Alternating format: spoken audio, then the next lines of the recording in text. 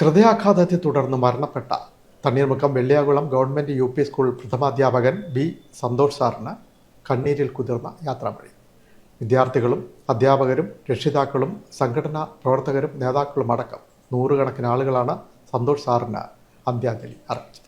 Thanneermukkom Velliyakulam government UP. School പ്രഥമാധ്യാപകൻ കഞ്ഞിക്കുഴി 13-ാം വാർഡിൽ അത്തിക്കാട്ട് വാസുദേവന്റെ മകനായ 53 വയസ്സുള്ള ബി. സന്തോഷ് തിങ്കളാഴ്ചയാണ് മരിച്ചത്. ചേർത്തല ടൗൺ LP സ്കൂളിന് കിഴക്കുവശത്ത് ഒറ്റയ്ക്കായിരുന്നു താമസം. തിങ്കളാഴ്ച സ്കൂളിൽ എത്തിയിരുന്നില്ല. ഫോൺ വിളിച്ചിട്ട് എടുക്കാത്തതിനെ തുടർന്ന് സഹപ്രവർത്തകർ മുറിയിലെത്തിയപ്പോഴാണ് മരിച്ച നിലയിൽ കണ്ടത്. KSTA ജില്ലാ എക്സിക്യൂട്ടീവ് കമ്മിറ്റി അംഗമാണ്.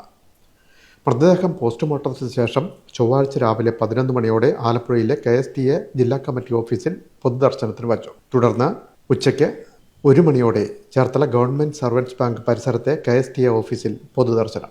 1:30 വെള്ളിയാകുളം ഗവൺമെന്റ് സ്കൂളിൽ എത്തിച്ചു. വിദ്യാർത്ഥികളും അധ്യാപകരും രക്ഷിതാക്കളും അടക്കം നിരവധി പേർ നിറകണ്ണുകളോടെ തങ്ങളുടെ പ്രിയപ്പെട്ട പ്രഥമാധ്യാപകന് അന്ത്യാഞ്ജലി അർപ്പിച്ചു. വൈകിട്ട് കഞ്ഞിക്കുഴിയിലെ വീട്ടിലായിരുന്നു സംസ്കാരം. ചേർത്തല ഗവൺമെന്റ് സർവൻസ് ബാങ്കിലെ ലിജിമോൾ ഭാര്യയും മഹാദേവൻ, പ്രിയനന്ദൻ എന്നിവർ മക്കളുമാണ്.